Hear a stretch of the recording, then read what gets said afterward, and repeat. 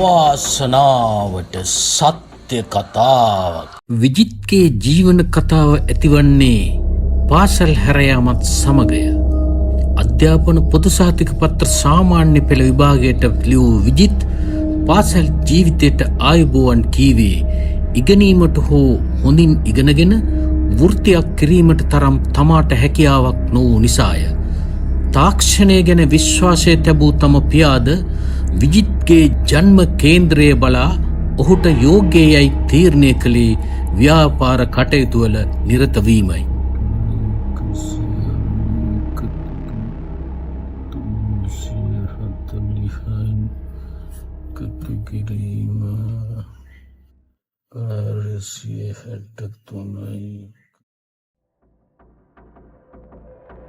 පියා විදායක නිලධාරියෙකු අතර සහෝදර සහෝදරියෝ කීප දෙනෙකු අධ්‍යාපනය අවසන් කොට මධ්‍යම මට්ටමේ රැකියාවල නිරත වූහ. පාසල් අවධියේදී තමාට වැඩිපුර යාළු මිත්‍රාදීන් නොසිටි අතර තමා කිසි දිනක ගැහැණු ළමයෙකු සමග මිත්‍රකමක් හෝ ඇතිකරගත්තේ නැත. ඔහුගේ ගම් ප්‍රදේශයේ මාතර වූ අතර පදිංචි නිවස පිහිටා තිබුණේ නගරයෙන් කිලෝමීටර් 4ක් පමණ ඈතිනි.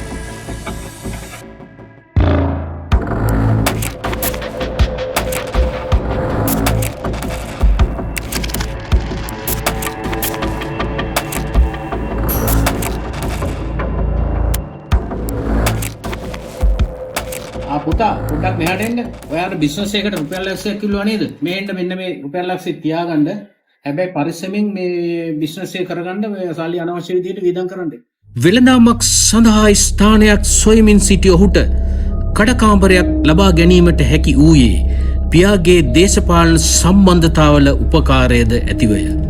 පියා පෙරනිමිති දුටුවාසේම ඔහුට ව්‍යාපාරික වාසනාව හොඳින් පෑදී තිබුණි.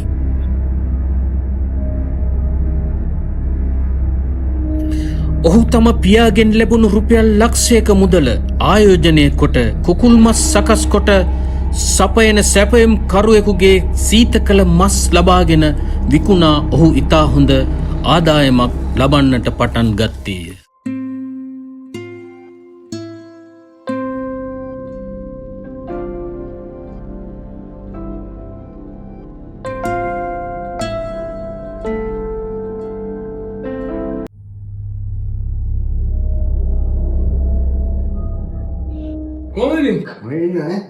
මක්කල ගමද? අම්මනේ වටේ. කොම්බර්ලා තියා කුටියේ මේක දිනවා ෆ්‍රිජ් එකේ තියෙනවා. එයා රෝල් එකක් කරන් යන්න දෙන්නේ. හරිද? ඒක තියෙනවා. ඒක ඉස්සන්නේ සුපිරි අදිත්තර දින ඕන මොකක්ද? කවුද? චිකන් ගාලා.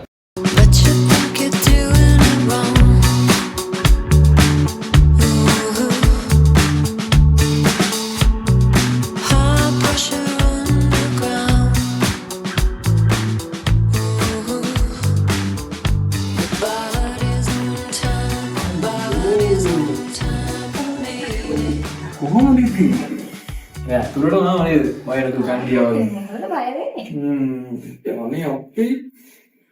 චන්දියාව මස් මිලට ගැනීමට කඩයට එන ගැහැණු අය සමග කුළුපක් වන්නට විජිත්ට හැකිවිය. ඒක නෙමෙයි මේ අහන්නකො මම්මා පවකාර ගෑණියක් මල්ලි. අයියෝ එහෙම කියන්නේ මට අර මිනිහත් එක්ක ජීවත් වෙලා ඇති වෙලා තියෙන්නේ. අයියෝ ඔයා කිසි දෙයකට බය වෙන්න එපා. ඔයාට මං ඉන්නෝනේ. හරියට රස්සාවකුත් නැහැ. සමාජ පිළිගැනීමකුත් නැහැ. වෙලාවකට හිතෙනවා මට මේ ඔක්කොම දමලා ගහලා කොහේ හරි යන්නනේ. නිකන් පිස්සු කතාවක් නෙවෙයි. ඔයා මොකද? චාමිනී නම් එක්තරා රූමත් කාන්තාවක් මස් මිලට ගන්නට එනවාට වඩා තමාට වඩා සමීප වන්නට එන බව විජිත්ට ඉංගියෙන් දැනුණු අතර ඔහුද එය තමාලද වාසනාවක් ලෙස සලකා ඇය සමග ඇසුරට වැටුණේය. ටික කලකට පෙර අවුරුදු උත්සවයකදී ප්‍රදේශයේ අවුරුදු කුමාරිය ලෙස ජයග්‍රහණය ලබා ඇති ඇය සැබවින්ම රූමත් ස්ත්‍රියක් වූවාය.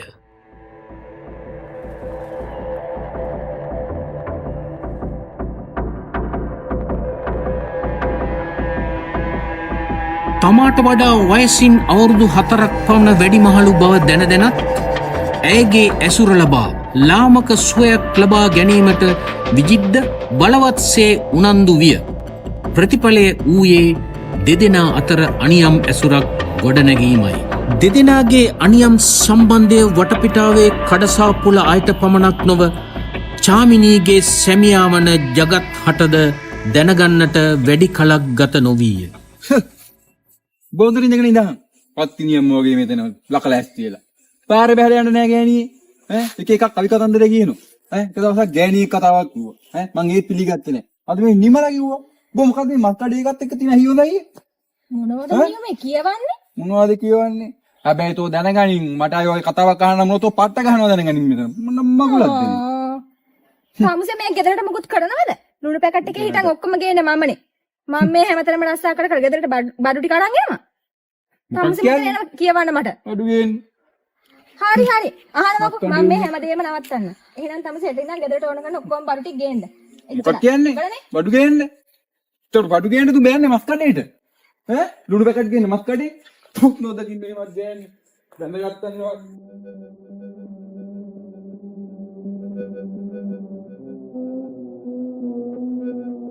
මුලදී සැමියාත් බිරිඳත් අතර මේ පිළිබඳ ආරවුල් තත්ත්වයක් පැන නගුණද ලාභ ප්‍රයෝජන තකා තම භාර්යාව විජිත් සමග ඇතිකරගත් සම්බන්ධතාව ඉවසා සිටිනවා හැරෙන්නට වෙනත් විකල්පයක් ජගත්ට නොවීය. චමියෝ මොකද? මම මේ කල්පනා කරේ එක අතකට තමයි හරි බං. උට ඔය මේ තියෙන එකේ ඉතින් මෙහෙන් අපි පොඩ්ඩක් ගලව ගත්තට මක් වෙනවද නේ? ඊ මුට උදේට සල්ලි එහෙම තියනවද? ඇත්ති අන්තන් තමසිට මොලේ පෑදිලා. ඌ හොඳ සල්ලි ගහ. එහෙමද? මං කියන්නම් වැඩක්. හැබැයි නිකම් බෑ. මටත් ගාණක් ඕනේ මේකේ. හරිද? එක් අතකින් ජගත්ට මේ හොඳ ඉල්ලමක් වූ අතර ඉතා පිළිකුල් ලෙස බිරියසිය අනුදනුමද ඇතිව ලාබාල සොර සැමියා සමගද විසීමට තීරණය කළේය.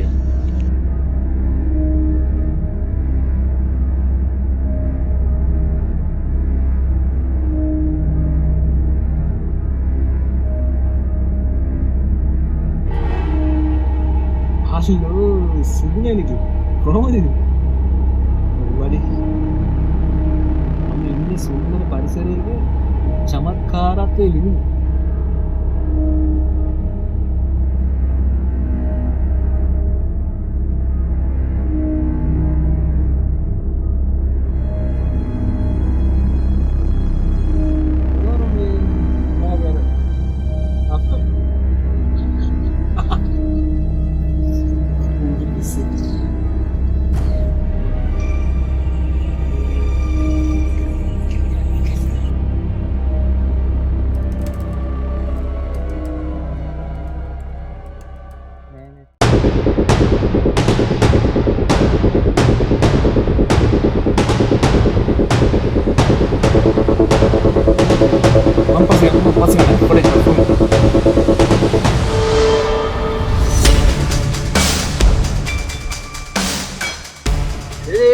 විචාලි ඒ මොකෝ බං මාව දැකලා යන්න දන්නේ පොඩ්ඩක් ඉඳහන්කෝ.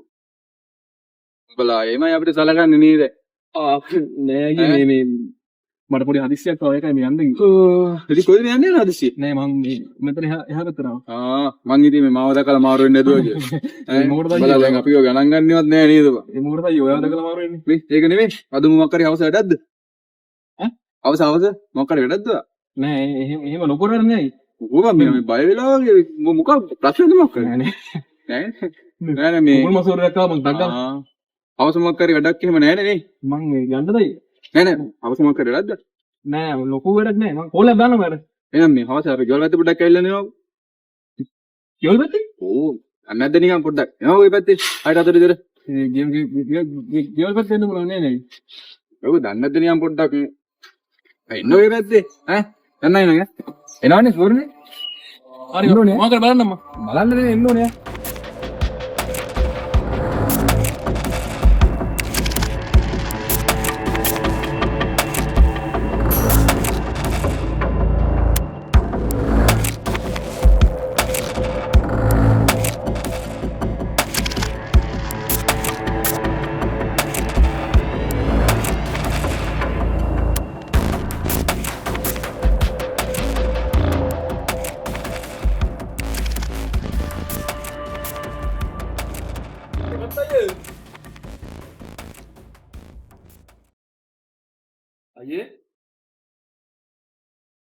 අතයි මයි ගානවල ගා අපෝ යගත්තයි ඒවා බොන්නේ නෑනේ අප්පා මෙච්චරලා මම නෙවෙයි දාගන්න මිතුරන් බවට පත් වූ විජිත්හා ජගත් සවස් කාලයේ මත්පැන් බීමට එකතු වූහ.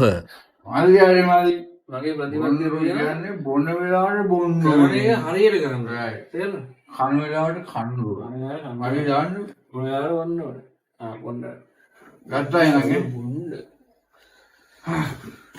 මම මල්ලි දෙන ඉන්නමයි බොන්නේ මට දෙන්න තමයි බොන කෙනෙක් නෙවෙයි දාන්න ඕනේ මම දෙලින් ඔය එහෙම ලොකු කරෝනේ රෝගල බොන්නේ නැහැ පොඩියට ඉතින් උටත් ලාවට ෂොට් එකක් දාන්න නේ මල්ලි එහෙම හරියන්නේ නැහැ මල්ලි බොන්නේවට බොන්න මල්ලි ගියට එක බොන්න මල්ලි බොන්න බෑ හරි මං ලිමිට් එකට බොන මිනිහා මම දන්නවනේ අනිවාර්යෙන් ජගත්තය කෙනෙක් රත්සර මිනිස්සෙක් අර ඉතින් ඒ දන්නවනේ ඇති මට ඔයා දැකපු දවස් ඉඳන් සෑයන හිතරල් මේකයි මේකයි මං කියන්නේ මම අයියේ මේමයි සම්පූර්ණ ගමන දන්නේවා යමක්ම තියෙන මිනිස්සේ මම ඔය දන්නවනේ ඉතින් මගේ බිස්නස් මල්ලි ගන්නු මල්ලි මල්ලි ගන්න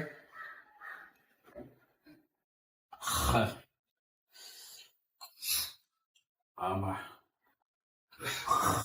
මගේ බිස්නස් ගැන අය දන්නවනේ මට මට පැලෙන්න සල්ලි දිනවා යාරද මම මල්ලිට කියන්නේ පැලෙන්න මල්ලි මොකක් හරි මට සෙට් කරලා දෙනවා කොයිද මේ කෑනිගෙන් පාර මල්ලි අක්කා ගෙදර ඉන්නවද ඉන්න කතා කරමු නිදා නැතුව යන්නේ ඉතින් කතා කරනවා අක්කේ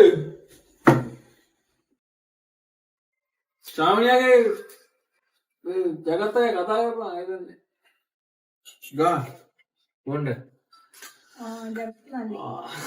කොහොමද අක්කගේ මංගුව අක්කලා දෙන්න ඕනේ අර මෙතන කිසිම ගෑනු විරිවි කියලා වේදයක් තියාගන්න එපා බොන්න වෙලාවට ගෑනිම බොන්ඩු එකයි මං කියන්නේ මල්ලි කරගෙන යන්න ඕනේ හරි මං කරගෙන අයියා ඉන්නවා ජාමනීද බියර් වැනි මත්පැනකින් සතුටු වීමට අමතක නොකළාය. දන්නවනේ ජගත්තා එහෙම නෑ කට්ටිය ඔන්න මනුස්ස නියමතේ හොම ඊයේද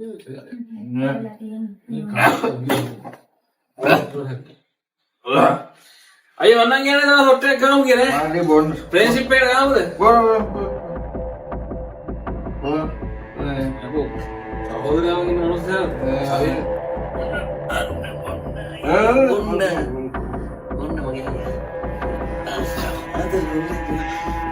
මල්ලි ඊයේ කොයි කොල්ලෙක් ඔබටත් කියන්නේ ගයි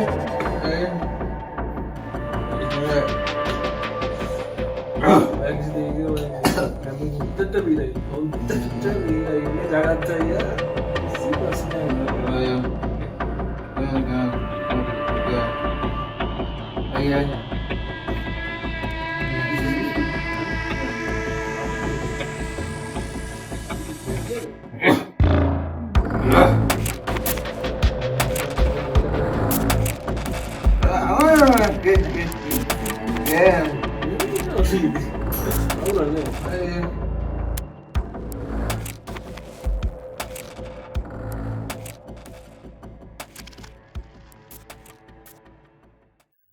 කාලය මෙසේ ගතවෙද්දී විජිත්ගේ ව්‍යාපාරයද දිනෙන් දිනම වර්ධනය වූ අතර සැපයම් කරුවන්ගේ කුකුල්මස් මිලට ගැනීම වෙනුවට විජිත් තමාගේම කුකුල්මස් ගොවිපලක් ආරම්භ කළේය. කුකුල් පැටවුන් සහ අනෙකුත් ආධාර ලබාදී තවත් නිෂ්පාදකයින් දස දෙනෙකු උප සැපයුන් කරුවන් ලෙස නිර්මාණය කළ විජිත් ඔවුන්ගේ පණපිටින් කුකුලන් මිලටගෙන මරා මස් කිරීමට මධ්‍යස්ථානයක්ද සාදා කම්කරුවන් යොදවා කර්මාන්තය පුළුල් කළේය.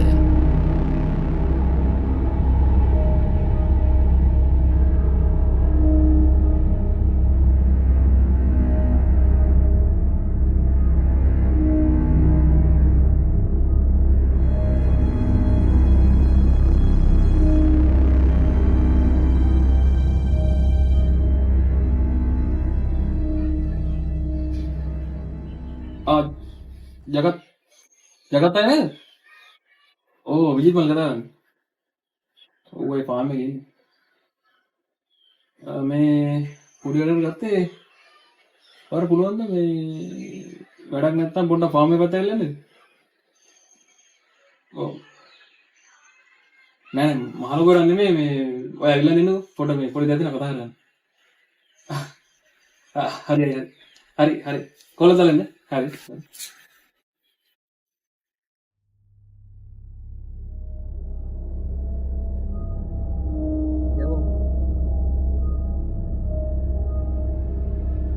මේක එලෙසිනේ. ඔව් මම. මම ගාන ජොබ් එකක් දෙන්න යනවා. නෑ. මේ වාරේ. ෂේ. ඉතින් මොකද්ද මම වඩා කෝල් කරලා මම ගෙනගත්ත ඒකනේ. ඔයාලා තියෙන්නේ මගේ ෆාම් එකේ සත්තු ඉන්නෝනේ. ඔව්. මට මේගොල්ලෝ ඩිලිවර් කරලා දෙන්න. බාණ්ඩේ තියෙනවා. ඔයාලා තියෙන ගිල්ල වල මම අදාළ පුදුල හම්බ වෙනවා. ඒගොල්ලෝ ඔක්කොම ඒගොල්ලෝ තේල කතා බහ කරලා දෙන්නේ. ඔයාලා කියන්න බාර දෙන ඔක්කොම ඉවර ගඩි කරගෙන තමයි. ඒ කියන්නේ මට තනියෙන් යන්න දෙන්නේ. තනියෙන් යන්න දෙන්නේ. අවුල නැහැ වාහනේ යන්න දෙන්නේ. මං ගන්න නෑ. හරි මම ඉන්නෝනේ. ඒකත් නෑ. අවුලක් නෑ මල්ලි. අපි වැඩි ලස්සනට කරමු. ඒගොල්ලෝ දුක් විඳිනවා බං. මට බලන්න ඉන්න බෑ. මම ගොඩ උදා තමයි. ඌරෙන්. ඔයතරයි මල්ලි මට ඕම දෙයක් කර උදව්වක් හරි කරේ. අනිවාර්යයෙන්. අපි කරමු ලස්සනට. සුපිරියයි.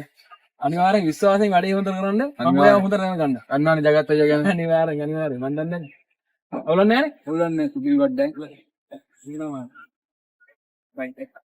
දැන් චාමිනී සහ විජිත් අතර වෙන් කළ නොහැකි බැම්මක් ඇති වී තිබුණු අතර චාමිනීට විජිත් අත්හැරිය නොහැකි තත්වයකට පත්විය. මට මේ ජීවිතේ පාවෙලා තියෙන්නේ විජිත්. අර මිනිහගෙන් ඩිවෝර්ස් කරලා අපි වෙන කොහේ හරි ගිහින් ජීවත් වෙමුකෝ. මොකක්? පැනලා යන්න? ඔයාලා විකාරද? මම නම් කවදාවත් හිතන ඔයගේ මෝඩ කතාවක් කියලා. අපි දින හොඳටම දන්නවනේ. අපි දින ආස්ට් එකේ මොකටද කියලා. අනේ මේ පෞල් ජීවිතයක් කියන මේ ගෙනියන්නේ. අනේ මේ පිස්සු නම් කතා කරන්න එපා. ඔයා කරුණා කරලා මේ ඉන්න විදිහට ඉන්නවනම් ඉන්න. නැත්තම් මට කතා කරන්න. මට කෝල් කරන්නත් එපා. මං මයි පාඩුවේ ඉන්න. ඔයා ඔයාගේ පාඩුවේ. තේරුණාද?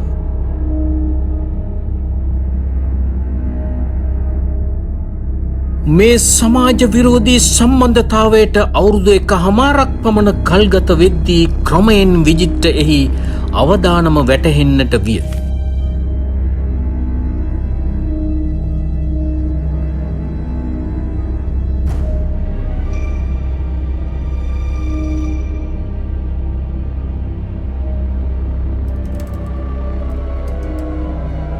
එනෝ. ඔව්. නෑ මේ ඔයා ගෙදර ගියාද කියන ඉස්සෙල්ලා? තාම මුලින් අම්මට අහුවෙනවනේ ඔයා රූම් එකේ ඉන්නේ නැද්ද? අර පැත්තෙන් අම්මලා ඇවිල්ලා. හොඳ වෙලා ඔයා ගෙදර ගියේ. නැත්තම් දෙන්නම් මාතු යන්නෝ. ආයෙ දැන් ගෙදරට ආවනේ. හරි. මොකක් නැහැ. මේ අහන්න මට මේ වර කියන්න බැරි නෝ මේ කොහොම කියන්නද කියනවා මේ කල්පනා කරේ. නෑ කලබලයක් නෑ අහගන්න ඉස්සෙල්ලා විස්තරේ. ඔව් කලබල වෙන්න එපා. මට මේ ගෙදරින් ප්‍රොපෝසල් එකක් ගෙනල්ලා තියෙන්නේ. ඔව්. කොහෙද පල්ලිකාර පවුලක්. වරක් ඇය පරීක්ෂා කිරීමේ අදහසින් තමා හක්මන ප්‍රදේශයෙන් විවාහයක් කර ගැනීමට අදහසක් ඇති බව චාමිනීට පැවසීය. මම මේ වත් එක කියන්න බෑ හිතාගෙන හිටියේ. ඊලන්දාරියාගේ වැඩපිළිවෙල එච්චර අල්ලන්නේ නෑ මම. මොකද අමුතු වැඩපිළිවෙලක් මිනිහට යනවා. මේ වන විට විජිත්ගේ දෙමව්පියන්ට හා සහෝදරයන්ට මේ සම්බන්ධයේ සැකයකින් තොරව ආරංචි වී තිබිණි. පුතා පොඩ්ඩක් මෙහාට එන්න. ළමයෝ මෙහාට එන්න. ආවතනි වාඩි වෙන්න. දැන් ඔය ළමයා හැමදාම ඔහොම ඉන්නද කල්පනාව? තම පවුලට මුහුණ දීමට සිදු ඇති නින්දාව මගහරවා ගැනීමට ඔවුහු විජිත්ට විවාහයක් කර දීමට දැඩි උත්සාහයක් ගත්හ. කෙමෙන් යථාර්ථය තේරුම් ගන්නට පටන් ගත්තද විජිත්ට චාමිනීගෙන් ගැලවීමට නම් ඉඩක් නැත. බලන්න කියලා ඔයාලා මෙයට ගැලපෙන තැන. ඒක අපි යන්න සූදානම් කරගෙන තියෙයි. ඒ හින්දා බෑ නෑ කියන්න එපා, නෑ බෑ කියන්න එපා. ඒකට යන්න සූදානම් වෙන්න. අපි දිනයක් දාගෙන ඔයාලා මෙයට කීවට පස්සේ ඒකට සූදානම් වෙන්න කියලා තමයි මම මේ කියන්නේ. මම කතා කරේ ආයෙත් පස්සේ මේ නෑ බෑ කියලා පස්ස ගහන්න ලෑස්ති වෙන්න නම් එපා. තේරුණාද? අනේ මේ බදින දන ඔය හන්ද මට තව උඹ පොඩ්ඩක් ඉන්නවා. නෑ නෑ එහෙම කියලා බෑ.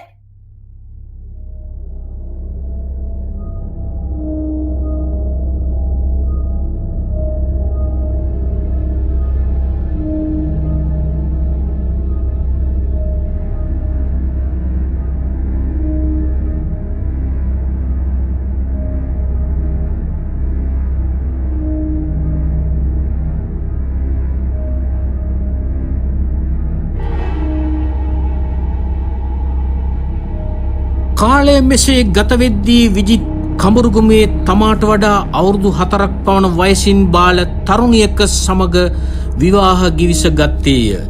විජිත් චාමිනී මගහැරීමට පටන් ගත්තේය. මේ වන විට චාමිනී ගැබ්බරව සිටි බවද දැනගන්නට ලැබුණු විට කෙසේ හෝ මේ මර උගුලෙන් බේරීමට විජිත් උපායක් සෙවීය.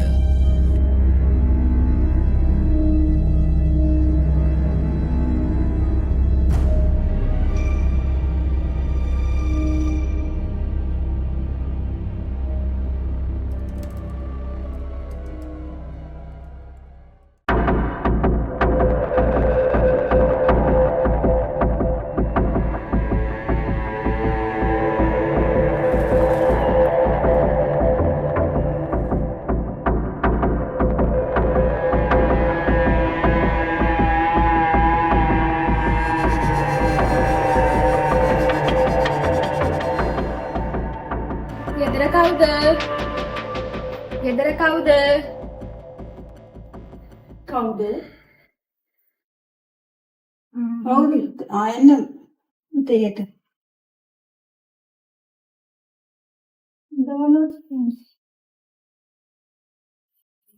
පුතා මීට ඉස්සරන මම දැකලා නැහැ. කොහේ ඉති මං කවුද කියලා නම් දන්නේ නැතුව ඇති.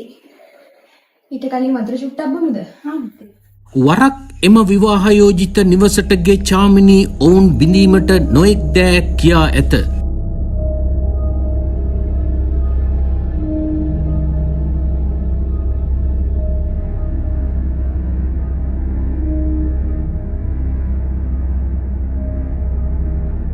පුතා දුරක ඉඳන් එන ගමන්ද මම ටිකක් දෙන්න ආවේ. පොඩි කාරණාවක් කියන්න ආවේ ඇන්ටි. මොකද්ද? මම චාමිනී. මාත් එක්ක තමයි විජිත් යාළුවලා ඉන්නේ.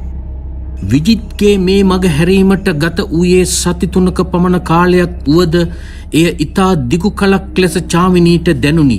ඔව් මට ආරංචි වුණා මේ විජිත්ට මෙහෙම ප්‍රපෝසල් එකක් ආවා කියලා.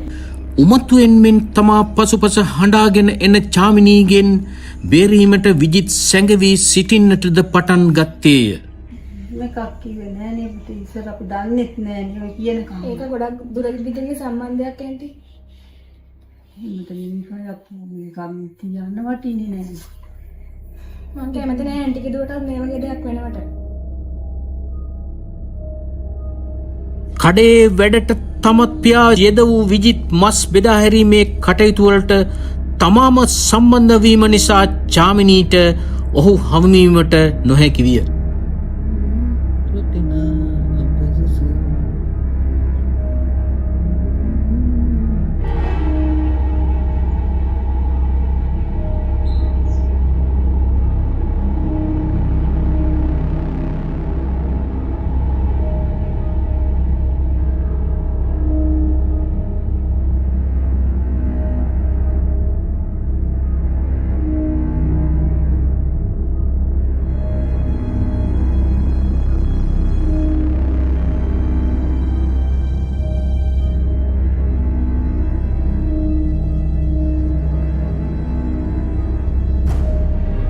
එලෝ ඇයි ගන්නේ මොන මගුලක් දෙක කෝල් කරන්න මේකට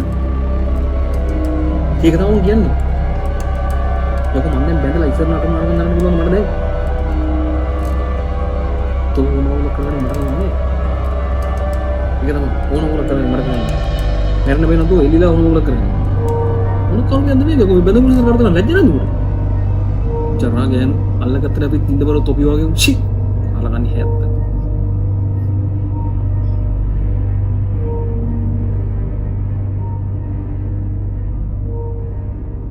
හෙලෝ බාද මේ ෂොප් එක ෆෙලා ගෙදර එනකොට මගේ පුතලා මේ කඩේ ලාච්චුවේ තියෙනවා මේ සිම් එක අලුතෙන් ගත්ත. ගෙදර නම් කරගෙන අරන් ගිහලා අපි වයිෆ්ට දීලා බලන්න. ඔව් මගේ මේ සිම් එක මේ පොඩි ප්‍රශ්නයක් වුණා මේක ඉවර කරගන්න ඕනේ වැඩි. හරි බං අර කැබි එක තියෙන්නේ කැබි එකේ ඇතුලේ තියෙනවා සිම් එක. පොඩි අලුත් සිම් එකක්. මොබිල් සිම් එක. ඔව්. ආයෙ කරගෙන දීපන්. මං හවුස් පිට ගමනක් යනවා. හරි මන්නේ නැත ඕනේ ආරම් වයිෆ්ට දීපන් ඇවිල්ලා ලැච්චරයි වැඩි.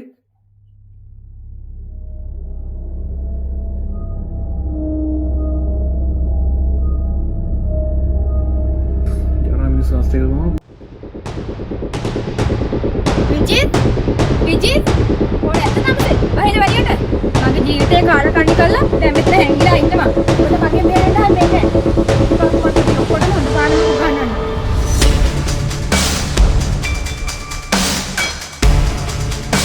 පච්චියර් මේ ජගත්තේ කෙල්ල නේද දෙයි හාමුදුරුවනේ මේ ළමයා වහබීලා නේද දුවේ මෙහෙ වරින් දුවේ විජහට වාහනයකට කතා කරලා විජහට මේ ළමයා ඉස්පිරිතාලේ කියන්නේ විජහට වරෙල්ල අප්පච්චියේ මේ හාමුදුරුවනේ මේ කෙල්ල කරගත්තු වැඩේ මගේ අම්මේ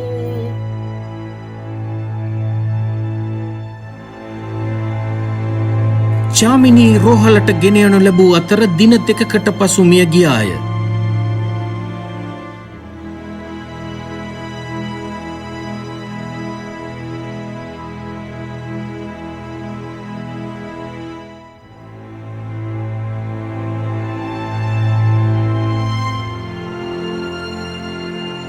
විජිත්ට විරුද්ධව මිනීමැරුම් චෝදනා එල්ල වූයේ මිය යාමට පෙර චාමිනී ලබා දී ඇති මරණාසන්න ප්‍රකාශය නිසාය.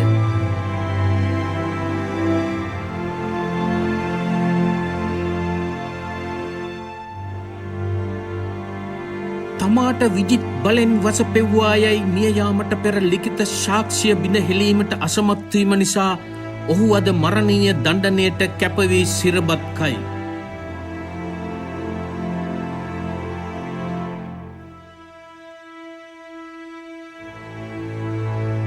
මිනීමැරුමක් කිරීමේ වරද කෙසේ වෙතත් ඔහුට බොහෝ වැරදුණු තැන් තිබුණු බව නම් ඒකාන්තය.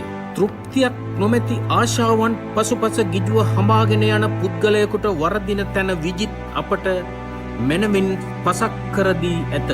වැඩිදුර අධ්‍යාපනයක් හෝ ධාර්මික රැකියාව මාර්ගයක් කරා යොමු වී තම ලාබාල තරුණ කාලය තුළ ජීවිතයේ ස්ථාවර පදනමක් සකස් කර ගත යුතු අවදියේ හොඳ නරක තේරෙන්නටත් පෙර පළමුව තම ආශාවන් සතපවා ගැනීමට වරදෙහි බැඳීම කොතරම් භයානකද. මේ කතන්දරයේ දිගහැරෙද්දී තරුණ දූ පුතුන් සම්බන්ධයෙන් දෙමව්පියන්ගේ වගකීම හා පරීක්ෂාව කොතරම් වැදගත්දැයි මට සිතෙන්නට විය. ව්‍යාපාරයකට යොමු කරනු ලබන තම ලාබාල තරුණ දරුවා කෙසේ කටයුතු කරන්නේ දැයි දෙමව්පියන් සහ වැඩිහිටියන් නිරතුරුව සොයා බැලීමක යෙදුනා නම් මේ විපත වළකාගත හැකිව තිබුණි. තම දරුවන්ගේ චර්යාවන් පිළිබඳ දෙමව්පියන් සංවේදීව සිටීමේ වැදගත්කම මේ කතාව දෙමව්පියන්ට උගන්වන මහා පාඩමක්.